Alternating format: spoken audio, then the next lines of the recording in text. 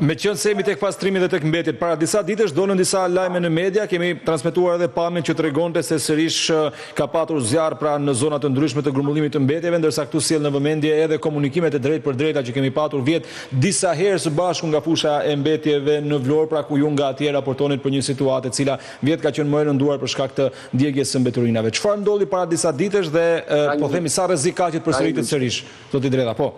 Ka një të re, ka një risi në fakt e gjithë ky proces, dhe unë e them risi sepse është hapur Lamfilli Sherishtë në datë 26 prill. Sot jo më lart se sot ne kemi pasur një vizitë në ambasadorit gjerman, përfaqësuesit të lartë KFV-s, cilët jemi dhe në bashkëpunim me ta dhe kemi kontratën me ta për Lamfillin e Sherishtës dhe jo vetëm. Është bërë operacional, pra është në funksion.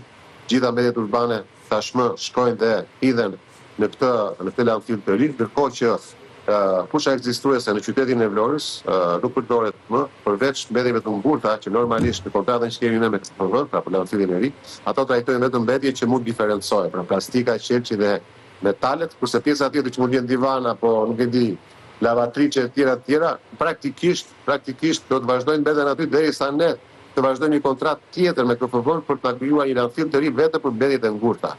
Megjithatë, sa i përket zjarrit, që mos i shmangen pyetjes, po, ka pasur një situatë para 5 ditësh, por është menaxhuar brenda 2 orësh gjithë situata, pra zjarri është shuar brenda 2 orësh.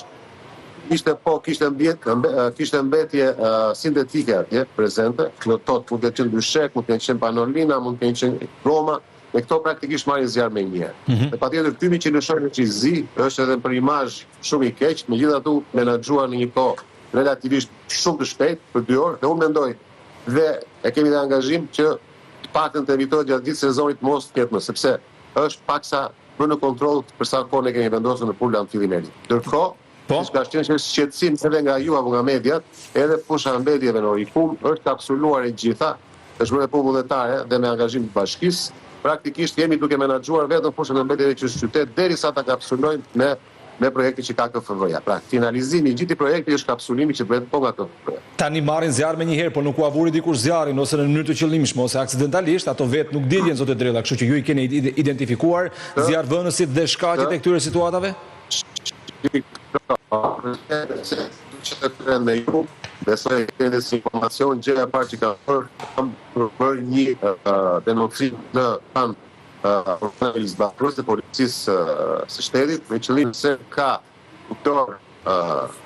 vidi për patjetër të marrë dënimin e merituar, dhe ndërkohë nëse ka një angazhim apo ka një mos angazhim siç duhet nga strukturat që varen nga bshia, dhe për ato do të marrin masa konkrete. Pra unë kam bërë një hap përpara, me thënë të drejtën, nuk është koha që mund të flasë në të përveçëm, se nuk mund të jetë pojasti, mund të jetë faktori, qoftë edhe për angazhimin qytetar dhe patjetër profesional, të gjithë duhet jemi në terren dhe të përmallojmë në moment çfarë problematike të ngjashme që mund ndodhin. Po situata e zjarrit në përgjithësi, po patjetër kamera është shumë afër, sepse nuk ka qenë i shpërndarë gjithë fushën, ka qenë i lokalizuar vetëm një pikë, po siç e shikoni ju zjarri i zi, se po shoh nga pamja. Po. Zjarr materiale sintetike. Është materiale sintetike. Prandaj është i zi. E kuptoj. Po zoti Drella, situata e zjarreve në të gjithë qarkun dhe kësaj herë nuk e kam vetëm tek mbeturinat, po edhe tek sipërfaqe pyjore që hera herës ju është dashur edhe ndërhyrja e helikopterëve nga ajri. Situata duket më e qetë paktën deri në këtë vit. Nuk ka ndonjë raportim serioz apo është shpejt për të folur. Po. Është shpejt për të folur për zjarrin, normalisht kemi gjithë alert, do kemi gjithë që Ministrinë e Rrojtjes në detyrinë e emergjencave civile, dhim që ne të operojmë si një tufitet për ta përballuar çfarë do të situatë që mund të materiohet nga kushtet atmosferike, nga të pa jemi gjithë primit. E qartë, e kuptoj. Ndërkohë, sa i takon edhe, po themi, punësimit, ose ai që quhet punësimi sezonal, çfarë ofron Vlora gjatë kësaj periudhe dhe është hapur, ndoshta mund të jetë edhe legjendë urbane që ka paga shumë të larta kryesisht në sektorin e turizmit gjatë kësaj periudhe. Si qëndron e vërteta e kësaj reklame, po themi edhe në sektorin e biznesit, zoti Drella? Kjo nuk është reklam, kjo është e vërtetë. Në fakt, gjithmonë sektori i turizmit, hoteleria, restorantet, qoftë edhe pjesa menaxheriale se ofertës turistike, gjithmonë kanë për profesionistë të kualifikuar, por jo vetëm edhe të rinj, në fakt që mund të kenë një alternativë paktën gjatë shkutjes nga studimet, pse jo t'i bashkohen pjesës së shërbimit në sektorin hotelier, sepse realisht ka nevojë shumë ky sektor, dhe pse jo, ne kemi këta të rinj që realisht edhe i shërben edhe pastaj vazhdimin e tyre për studimet, po edhe për jetën e tyre, pse jo të mbledhin të ardhur aty, sepse pagat janë goxha optimale, janë shumë të mira. Sa janë për shembull zoti Drella, apo nuk mund flisni dot me shifra?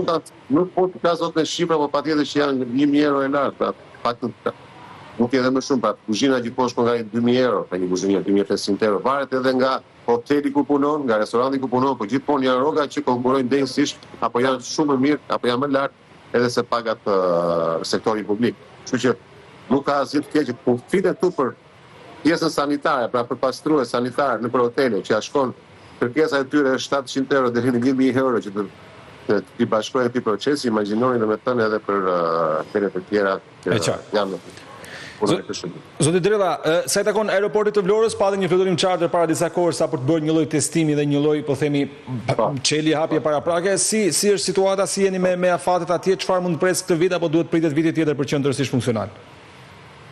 Pra nuk mund ta them me siguri viti tjetër, po mund të themi që mund të ketë edhe të para. Pra ideja është duhet të jemi fokusuar te pjesa që ul avioni atje, edhe ata që janë inxhinierë që merren me pjesën e testimit sa i përket kushteve që ka pista, ishin më se optimale, ishin shumë të mira, pra paga shumë e ka marrë certifikim aty, por ka edhe certifikime të tjera që kanë procesin e vet, që nuk varen vetëm nga pjesa jonë, por varen edhe nga autoritetet përgjegjëse që pastaj japin edhe okejn përfundimtar që të operojnë në kapacitet të plotë. Megjithatë, ne shpresojmë ndodhi sa më shpejt. Pra nuk mund të jap dot data, se këtë do jetë pak sa e tepër që unë të flas edhe të pjesa teknike, por puna atje po vazhdon me ritme. Ata po merren tashmë, pra kompania kontraktore po merret në pjesën e arretimit të terminalit, pjesën e brendshme, mobilimin e terminalit, ndërkohë që presim edhe pjesën e certifikimit, që është proces që duhet ta presim kur autoritetet vendosin që është kemi okay.